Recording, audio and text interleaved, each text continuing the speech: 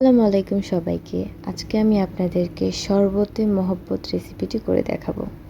এটা ইন্ডিয়াতেও খুব ট্রেন্ডি একটি স্ট্রিট শরবত। এটা আমাদের বাংলাদেশেও রাস্তাঘাটেও প্রায় দেখা যায়।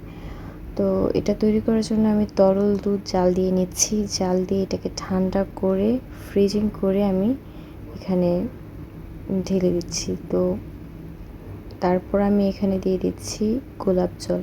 গোলাপ জলটা এখানে মাস্ট লাগবেই। আমি এখানে মধু ইউজ করছি, আপনারা চাইলে এখানে চিনিও দিতে পারেন।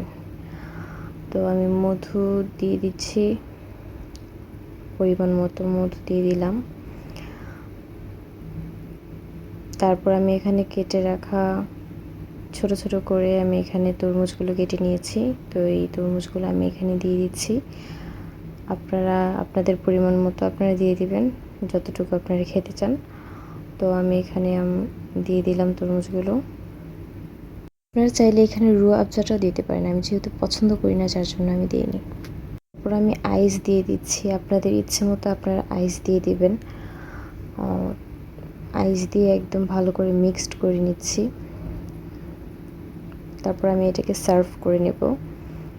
সার্ভ করে আপনাদের ইচ্ছে মতো আপনারা ডেকোরেশন করে নিতে পারেন।